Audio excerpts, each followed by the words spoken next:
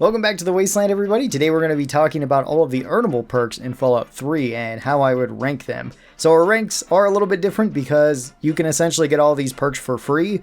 You just have to go about getting them in one way or another. We're going to talk about that for each of them. Most of these you're going to be getting as a result of completing a quest or completing a quest in a certain way. There are a few that are a little bit different than that, but we'll talk about those. So our first one is Best in Class. These are the best free perks. Nuka-Cola tier, pretty solid perks. They're very good perks overall. We have the Nice to Have perks. These ones are generally just a bonus. It's kind of cool to have them, but they're not like game breaking or crazy or anything like that. And then we have the C tier at the bottom, which are just kind of the average ones. That's about as bad as a free perk can get, is that it's average, because all of these do something. It's just some of them do a whole lot more than others. So let's begin with the 3 special perks that you can earn in the base game. Our very first one is called Dream Crusher. Dream Crusher relates to the Wasteland Survival Guide. This is likely going to be one of the very first quests that you start out in Fallout 3, because you can talk to Moira right at the very start of this, and you can start this quest up. This perk you get from convincing her to not make the Wasteland Survival Guide. You can do this at any point during the quest, and this one generally isn't really that great because the other options are a whole lot better. This isn't terrible though, because this does have multiple effects on it, which is kind of nice. It reduces the enemy's chance of critically hitting you by 50%, so you're just less likely to take damage, and that's kind of good. You also get a 30% discount from Moira's shop, so you can buy everything a little bit cheaper than you otherwise would, which is good. Moira's shop tends to sell just about everything, and that's good at any point during the game. And then it also makes it so Moira's repair skill is upped by 30 points. So she goes from being able to fix your weapons and armor up to 54% all the way up to 72%. This one, like I said, is just not really worth getting, which kind of makes it weird because this does have 3 effects, and all 3 of those effects are pretty decent. It's just that you have better options if you do complete the quest, as well as you get access to a few perks during the quest. So I'm going to put this one in the nice to have tier, even though I would highly recommend that you don't do it because of the other perks that you could get in replacement of this one. They're, I think, better overall than what you get here. The repair skill is kind of nice from Moira, but not really necessary. A lot of traders can fix up your armor and weapons pretty high, so that's whatever. The discount in goods is good for the start of the game, but it falls off later when earning money is really easy. The main thing that's going to be carrying this one is just the fact that you can take 50% reduction in damage whenever you do get crit hit. That doesn't happen super often, but it is good, so that's why it has to be here. Our next perk is Hematophage, I think is how you say it. This is a perk that you can get from the quest Blood Ties, and this is when you talk to Vance and you learn the ways of being a vampire. So Vance is the leader of a bunch of cannibals, or vampires as he likes to call them, and they're actually pretty nice, all things considered, even though they do eat people. They're not crazed like cannibals, so that makes them a little bit interesting. And this perk in particular is a bit different because it makes it so blood packs now heal you for 20 points instead of 1 point. Blood packs are pretty easy to find throughout the Wasteland, and if you want to rush this quest, that can be another pretty decent way of getting health. But only 20 health is not worth a whole lot, considering most like sinks and pretty much all water fountains give you 20 to 24 health per drink, and you can just hold on them. So that's kind of free healing right there, assuming that you're okay with the rads. This one also is weaker if you just have the medic station at your house, which can heal you to full for free. So this one isn't crazy, but it's okay. So I think I'd put this one into C tier. It's a nice little bonus perk, but I rarely find that this one makes any sort of difference. I'm usually not rushing this quest right away. Usually I'm doing this quest towards the mid or even end game of Fallout 3. And at that point, I have stocked up so many medical supplies that I likely don't need to be carrying around blood packs, since blood packs still weigh something and something like stim packs don't. This one's alright, but nothing crazy. And then our very last of the special perks is the power armor training.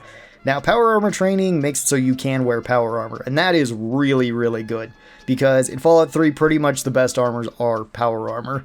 The Anchorage armor is power armor, and that thing is basically unbreakable, so that's really good. You also have like the prototype medic armor, which can be really good. You got the armor from the pit that can be pretty decent.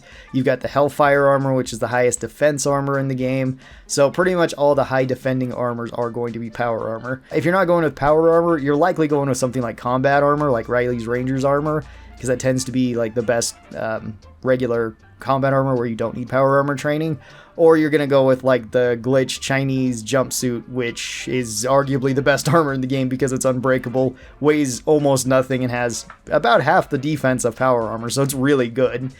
But you do have to go out of your way to get that one, and it's kind of a pain. You can do it on any platform though. You don't need to be in the console command spawning it in, although you could do that too if you're on PC.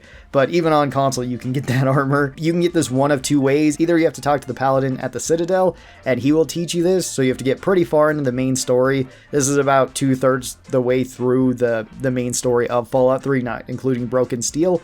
Or you could complete Operation Anchorage, that whole DLC, which is generally the better way to do this, and it's generally the easier way to get this, because then you immediately get access to the Winterized Power Armor, which is really, really good. It's arguably the best suit of power armor in the game. So this one I'm going to put up into best in class because there are quite a few power armors that are really good, and there's not a whole lot of armors that come close to power armor, with the exception of the few that we talked about here. So really good. Our next two perks are kind of one and the same, where you can get them both from doing the same quest. This is the quest Those, and you can get either Ant Sight or Ant Might. Both these give you 25% fire resist, which is good. That's nice to have. And this also gives you either +1 strength or +1 perception. +1 to any of your special stats is pretty good. Ant Might, I would say, is a little bit better because strength is generally better than perception. Perception doesn't really do much in terms of combat, but it is useful for getting a few more skill points, as well as it is useful for potentially unlocking certain perks that you might want, like better crits, assuming that you don't already meet the requirements for that one. Ant Might at least gives you more carry weight, so I would say that this one is slightly better, but they're both kind of nice to have. +1 to any special stat is going to be good, regardless of what special stat it is, because it's just another bonus to your character. But this isn't going to give you a massive bonus either way, so they're both going to go into the nice to have perks. Then we have Bark Skin. You get this from completing the quest Oasis, and you get this from killing Harold. You have to destroy Harold's heart in order to get this one. If you don't do that, you have two other options that you can get, and you get different rewards based on them. This one gives you +5 damage resist permanently, so you basically get 5 more armor on top of whatever you have. Honestly, this is pretty good. This is really nice because just being more tanky is going to be good on any build, assuming you're not doing like a one-hit run or something like that. The problem with this is killing Harold, though. Harold is one of my favorite characters in Fallout 3. He's one of my favorite characters from the Fallout series in general, as he's been in Fallout 1, 2, 3, and Tactics. So he's been hanging around quite a bit, and it's kind of a shame to kill him. So there is that moral dilemma to go with this. 5 more defense is nice, but I'm just going to put it in the nice to have. I think it's decent overall. Next perk is Rad Regeneration. This one you get from doing part of the Wasteland Survival Guide for Moira, and this is the first part, but the second option in the first part of this quest, where you have to get yourself heavily irradiated. So you want to be going pretty much all the way up to 800 rads or above for Moira. Then she will get you this one. This is actually really easy to get, and it's usually the quest that I do right at the very start of the game, because you can just talk to Moira, accept this one, go outside and just drink water at the bomb there, cure all your rads from this, and you get a free perk from it. So it's really nice that you can get this right out the gate. What this one does is, now any of your crippled limbs will regenerate themselves when you have advanced radiation poisoning. This isn't an amazing perk because there's no like doctor's bags in this game, and there's no need to go talk to doctors to fix your broken limbs. You just need to have stim packs in order to fix them in Fallout 3. Granted, stim packs aren't the most common thing, at least early on. They will be later, but in the early game, you could make the argument that this one is still kind of good, so you save some of your stim packs, and there's a chance that you get broken limbs from fighting just about anything in the Wasteland. So this isn't that bad, but it does fall off pretty hard since stim packs solve this problem, and stim packs are pretty plentiful throughout the Wasteland. So I'm going to put this one into C tier. Then we have 3 perks that are all pretty much the same, but vary in terms of how good they are. So we have Survival Expert, Junior Survivor, and Survival Guru. This is all perks that you can get from completing the Wasteland Survival Guide for Moira. Now these vary in terms of how good they are, as well as they vary in what they do depending on your answers to Moira.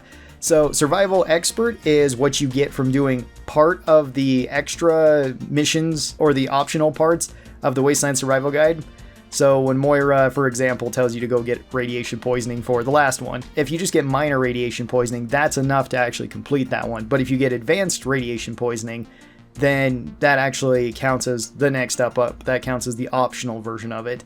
So generally, it's going to be best to do all the optional things because you get the best version of it. Junior is what you get when you just do the absolute minimum of this. So this would be like just drinking to the minor radiation. And then Survival Guru is for completing every optional part of this quest. So once you complete it all, then you will get that one. Now this one in and of itself is a tier system where for Junior Survivor, you're going to get 2% poison resist and radiation resist for getting this. For Survival Expert, that's going to be 4%, and for Survival Guru, that's going to be 6%. That's always guaranteed to have on this perk, which extra poison resist and extra radiation resist is kind of cool, but it's nothing way crazy in Fallout 3. The better part of this perk is depending on how you answer during this quest. So if you go with normal answers for Moira, you'll get 5, 10, or 15 HP.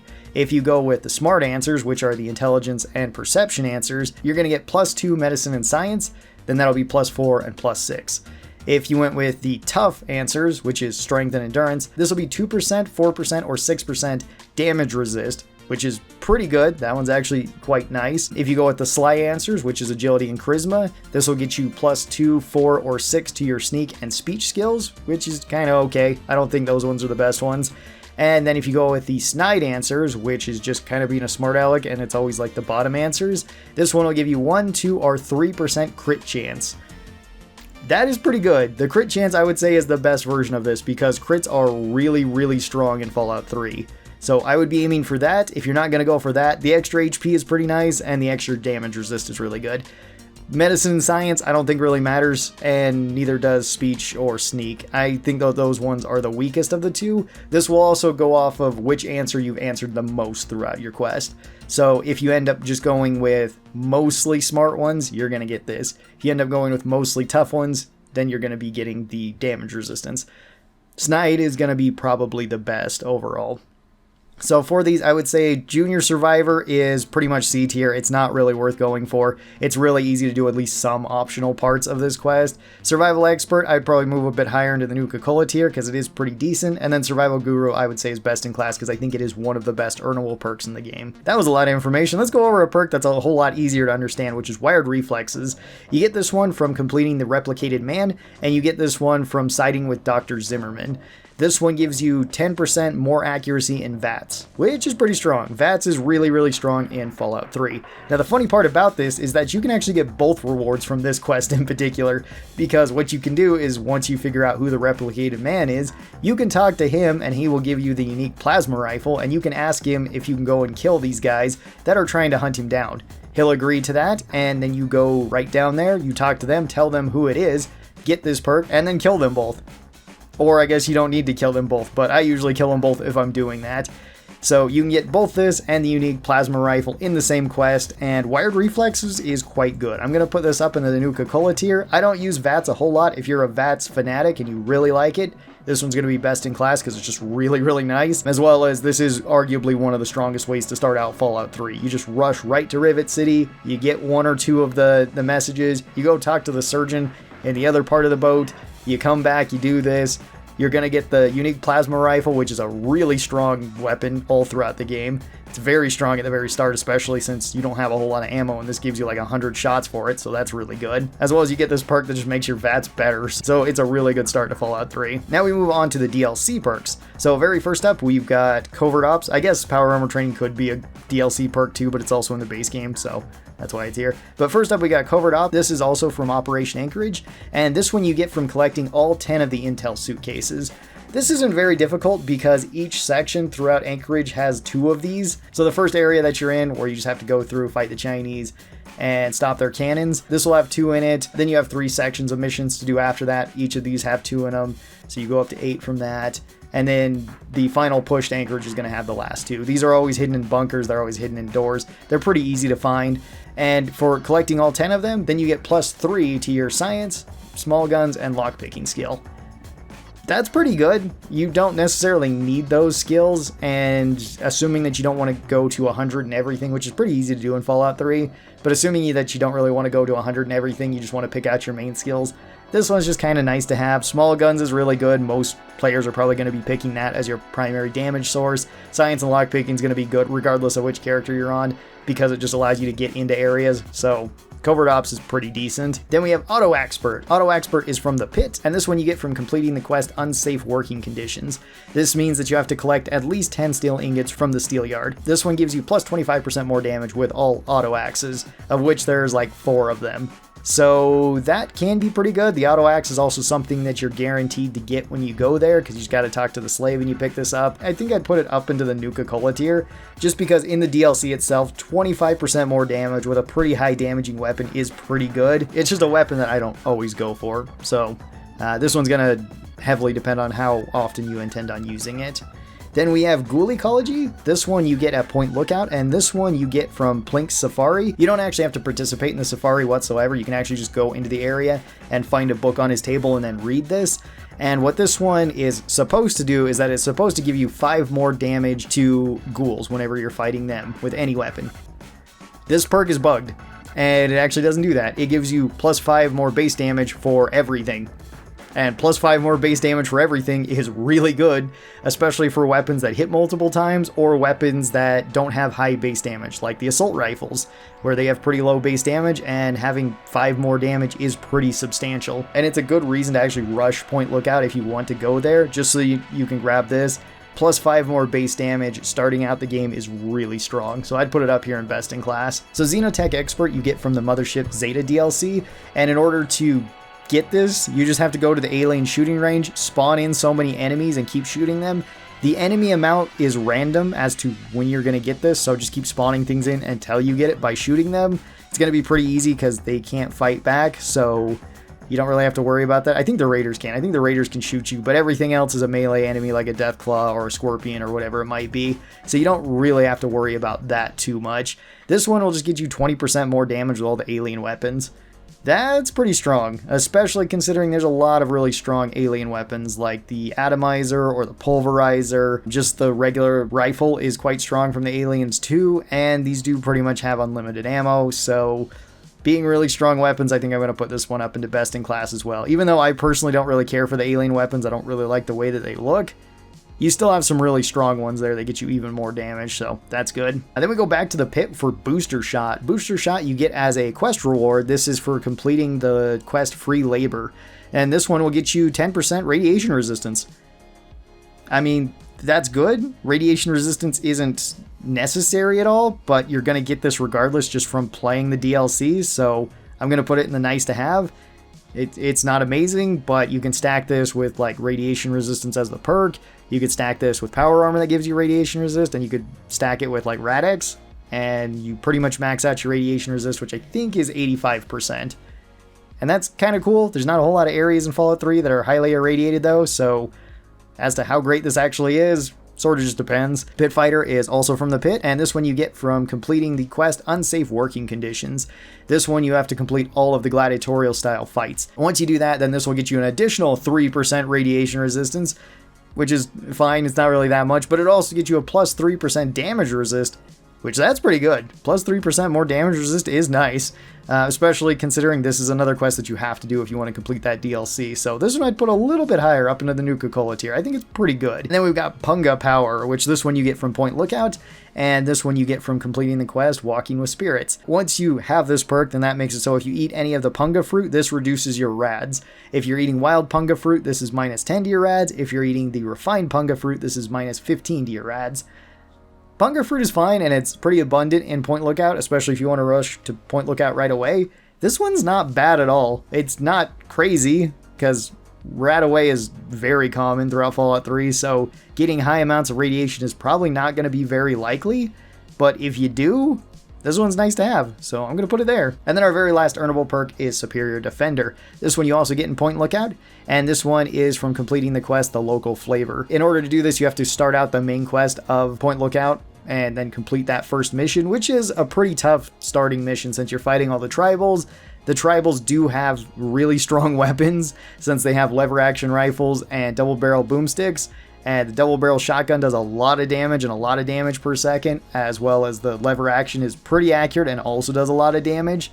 So it can be a bit rough to be fighting those guys early on. So this one gives you 5 more base damage to every weapon, similar to the Ghoul Ecology, and it also gives you plus 10 damage resistance when you're standing still.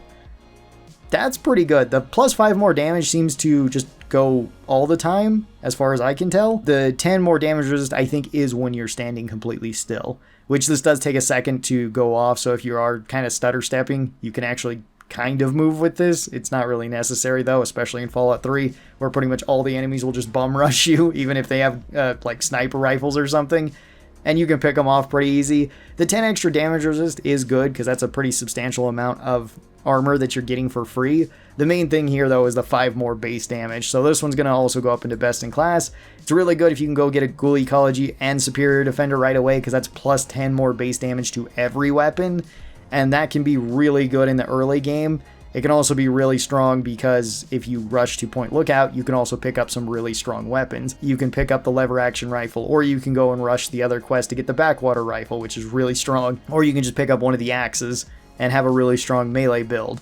If you're going with unarmed, it's particularly strong too, because you can get 10 more bonus damage to everything, as well as then you can get Iron Fist 3 times right away and have another plus 15 to your base damage, so you have plus 25 to any unarmed weapon. So even your bare hands are now doing 26 damage a hit, which is higher than all of the other unarmed weapons, assuming that they didn't get this bonus too. And that's pretty strong. That's a really good combination if you want to do that in Fallout 3. That'll do it for the earnable perks though. There was 3 perks that were cut from the game, which are kind of interesting. This would be Mirelurk Ecology, so this one is pretty much the same as Ghoul Ecology. It's just supposed to work towards Mirelurks, which would be interesting. There was also supposed to be Gray Matters. This one was going to give you 25% less damage taken to the head. That was after you get your brain cut out, or part of your brain cut out. So I guess that kind of makes sense, but that one was also cut. And there was also Swing for the Fences, which was supposed to give you plus 10 base melee damage, which would have also been really strong. That would have made melee a bit better too, and there would have at least been a perk for it. Thank you guys so very much for watching this video. I hope that you guys enjoyed it, and I'll talk to you next time. Bye-bye, everybody!